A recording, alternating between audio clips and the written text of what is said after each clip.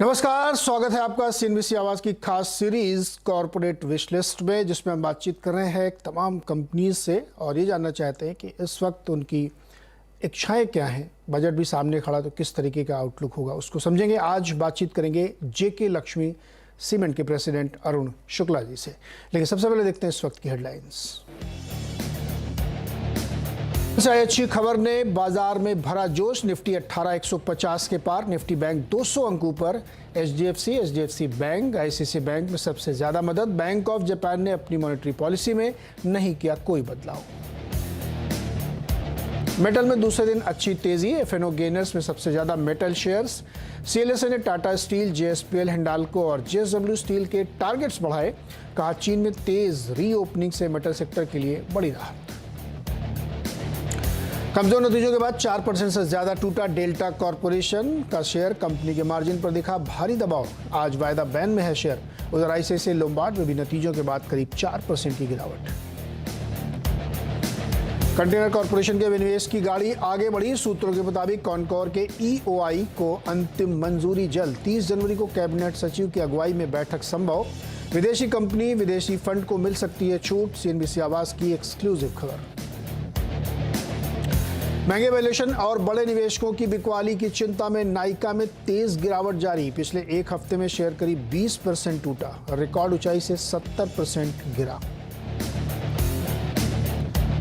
BL और ECIL से नई ईवीएम खरीदेगी सरकार। कैबिनेट ने दी मंजूरी। M2, M3 ईवीएम और वीवीपैट्स को अपग्रेड करने में खर्च होंगे 1335 करोड़ रुपए। तो जापान से अच्छी खबर आई और बाजार में जोश भरा।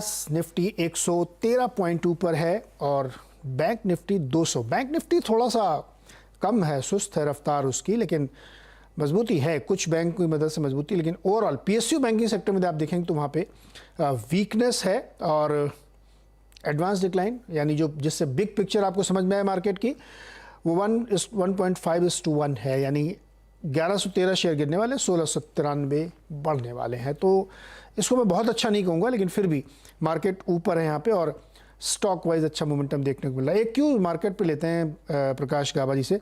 गाबा सर, मूड अच्छा लग रहा है, जापान से भी अच्छी खबर आ गई है और 18,171 रेजिस्टेंस कहाँ पे है? 18,230 वहां पर एक प्रीवियस रेजिस्टेंस है, वहां तक जा सकता है। लेकिन स्ट्रक्चर अगर वहां पर भी चला जाता है तो स्ट्रक्चर अब भी तो नेगेटिव है। जब तक ये इसके ऊपर क्लोज नहीं करता, 18,300 के ऊपर क्लोज नहीं मिलता दिल से, फिर एक चेंज आ जाएगी, फिर कहेंगे यस। लेकिन एक बात है, 17,800 के आसपास, 17,900 के आसपास बहुत ही स्ट्रॉन्ग सपोर्ट जोन, तो मुझे लगता है यहाँ पर सपोर्ट मिलना चाहिए। लेट्स सी, लेकिन 18,300 के ऊपर क्लोज देना बहुत जरूरी है। और बैंक निफ्टी में सर, बैंक निफ्टी का सर, बैंक निफ्टी में लगता है सपोर्ट 42,000 के आसपास। हाँ, अगर अपमूव मिलेगा तो 43,200 टू 43,400 भी अगर जाता है तो रिएक्टिव अपमूव रहेगा। लेकिन क्लोज देना चाहिए 43,600 के ऊपर, तब जाके मजा आएगा। लगता है ये एक्सपेंशन तो हुआ है, यहाँ पर थोड़ा पॉज मिल सकता है, फिर एक एक्सपेंशन शुरू हो सकता है, या फिर थोड़ा डिप मिल सकता है, फिर एक्सपेंशन शुरू हो सकता है। लेकिन ये जगह है ना, अपसाइड 18,230 और 43,000 के आसपास थोड़ा रेसिस्टेंस मिलेगा बैंक निफ्टी। गवा सर, एक स्टॉक है पॉलीप्लेक्स कॉर्पोरेशन। पॉलीफ्लेक्स, हाँ, आज ठीक ठाक मजबूती है इसमें। चार्ट पे कैसा लगता है ये? पॉलीप्लेक्स बहुत बढ़िया लगता है मुझे। मैं हाँ। चार्ट देखता हूँ मंथली चार्ट में, तो उसके हिसाब से अच्छा लगता ही है। वीकली चार्ट भी अच्छा लगता है। बहुत अच्छा बेस बना है पॉलीप्लेक्स में, करीब 1575 के आसपास, और आज का बार एनकरेजिंग है। ट्रेड कर रहा है 1640। स्टॉप डीप चाहिए 1560 के पास। अपसाइड टारगेट करीब 1800 के नजर आते हैं। हो सकता है उसे थोड़ा वक्त लगे, लेकिन यस, पॉलीप्लेक्स अपमूव मिल सकता है। ओके, तो पॉलीप्लेक्स एक स्टॉक है जहाँ पे आप खरीदारी कर सकते हैं। 10% ऊपर है आज। बड़ा सा एक ग्रीन कैंडल दिख रहा है, काफ़ी सारे लाल कैंडल के बाद एक बड़ा कैंडल ग्रीन का है और गावा सर के हिसाब से ये ठीक लग रहा है इस वक्त। एक महीने की कंसोलिडेशन के बाद एक मूव आज बनता हुआ देखने को मिल रहा है। चलिए बातचीत करेंगे आज की कंपनी से। बजट आने में मात्र 15 दिन से भी कम बचे, ट्रेडिंग डेज तो और भी कम बचे हुए हैं और इंडस्ट्री को पूरी उम्मीद है कि सरकार इस बजट में इंफ्रास्ट्रक्चर सेक्टर पर ज़बरदस्त करेगी। स्पेंडिंग बूस्ट देना ज़रूरी है क्योंकि बहुत जगहों पे अभी भी रूरल इलाकों में डिमांड की समस्या भी है।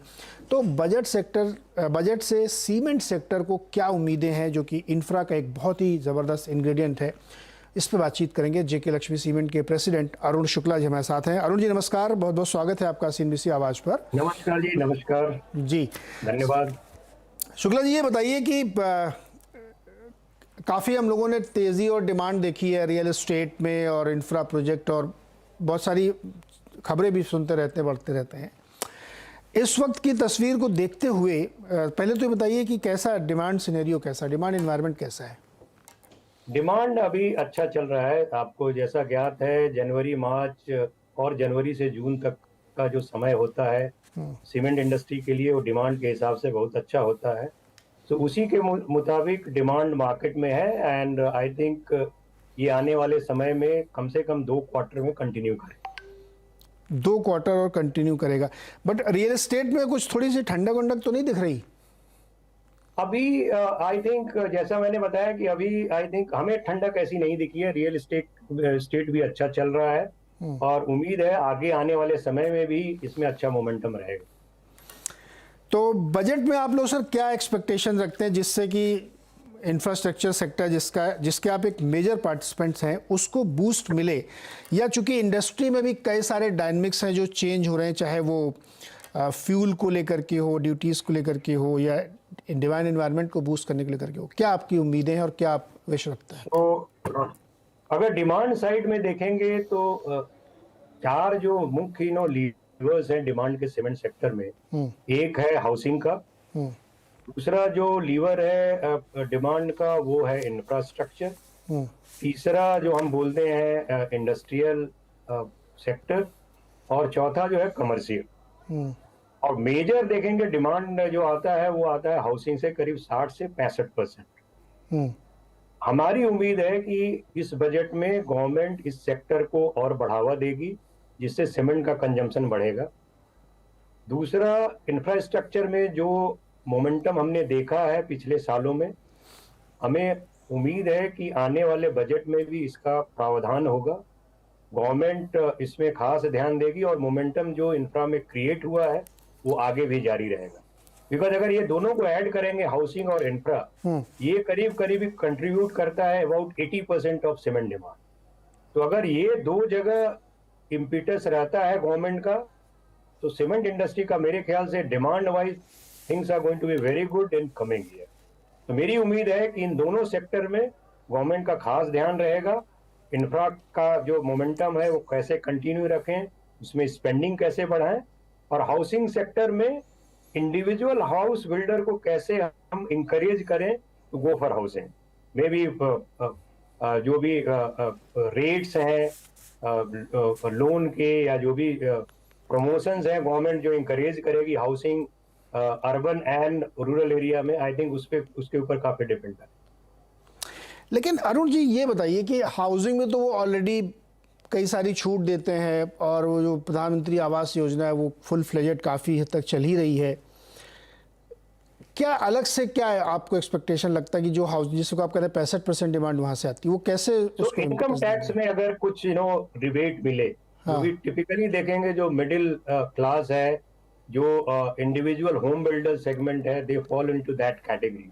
अगर वहां पे अगर कुछ उनको राहत मिले अगर हाउसिंग लोन के ऊपर टैक्स में, तो आई थिंक वो काफी उसके कारण बूस्ट मिलेगा इस सेक्टर में।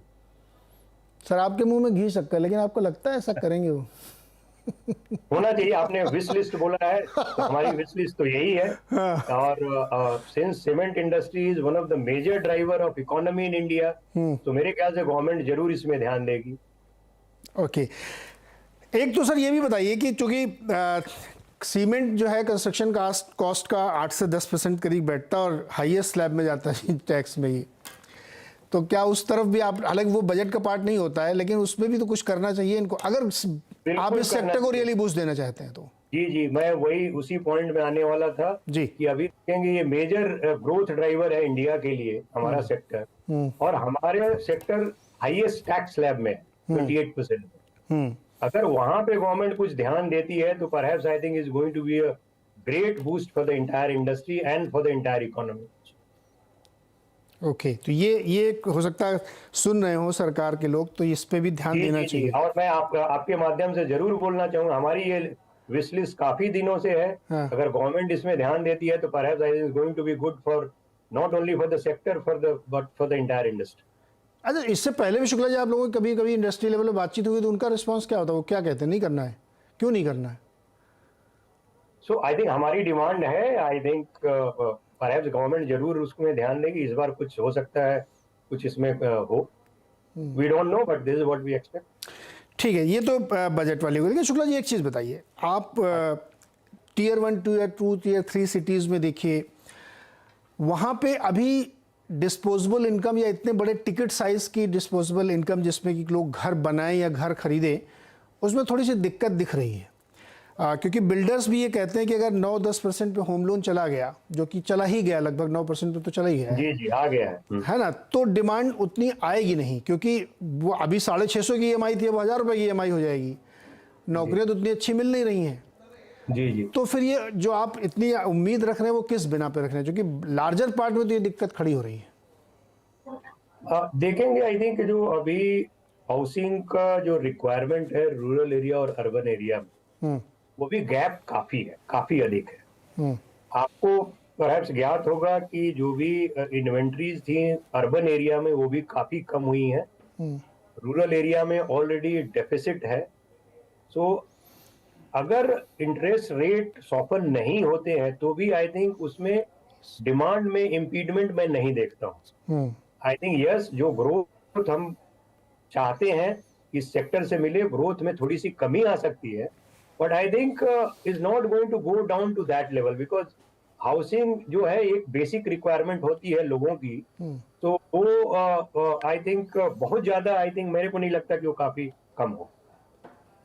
ओके, शुक्ला जी, आपकी इंडस्ट्री जो है ना, वो उसको ग्रीन फाइनेंसिंग की भी ज़रूरत है, क्योंकि एमिशन एक मेजर पार्ट है उसका।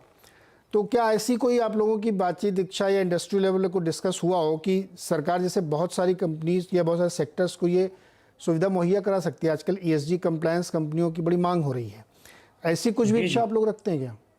बिल्कुल, आई थिंक ये आपने बहुत सही बोला। जो हम ग्रीन फाइनेंसिंग की बात करते हैं, और जो अभी हमारा नेशनल लीडरशिप है, हमने एज ए नेशन कमिट किया है कि भाई 2070 विल बी कार्बन न्यूट्रल।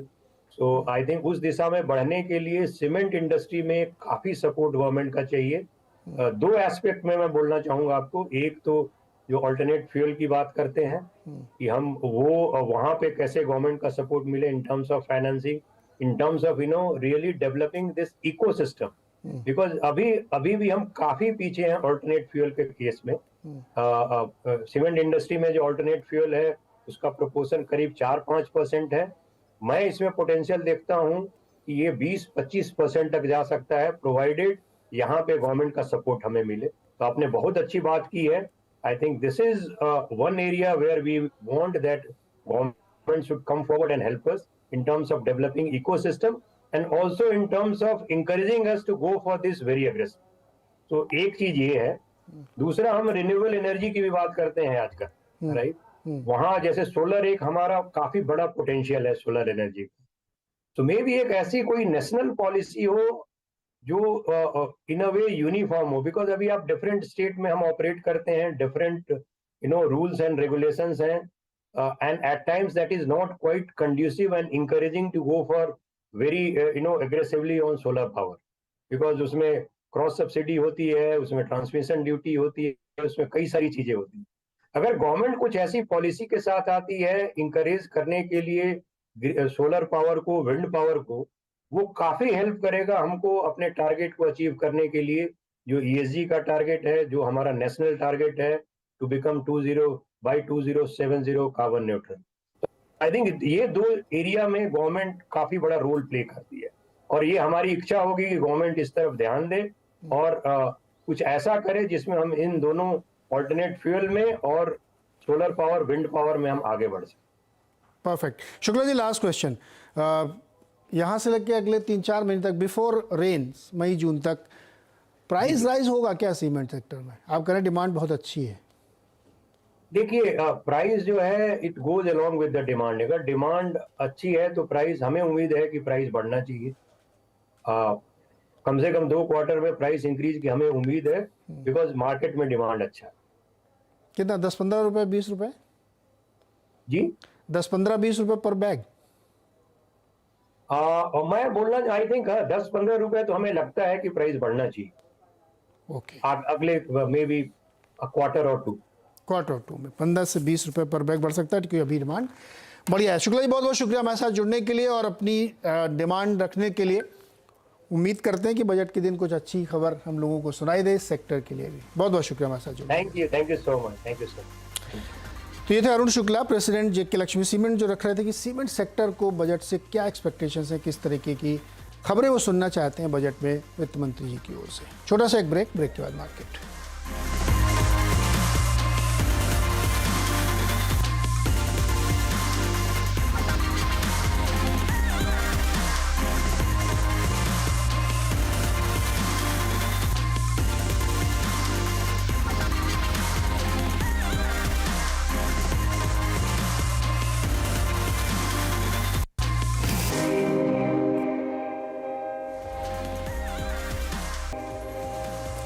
नजर डालिए एक बाजार पे और बढ़िया थोड़ी और तेजी बढ़ गई है। अब 120 पॉइंट की रैली है निफ्टी में और 200 का आंकड़ा पार कर गया है बैंक निफ्टी। सेंसेक्स तो 425 पॉइंट मजबूत है, जबरदस्त तेजी के साथ कामकाज कर रहा है इंडेक्स और तमाम स्टॉक्स में भी अच्छी खासी तेजी है। इस तेजी के बीच में आपको क्या ट्रेड लेना है, इंडेक्स पे लेना, ऑप्शन में लेना है या किसी स्टॉक पे लेना, कैश में लेना, ये सब डिस्कस होगा अगले 1.5 घंटे में कमाई अड्डा में वीरेंद्र और आशीष के साथ। बने रहिए हमारे साथ।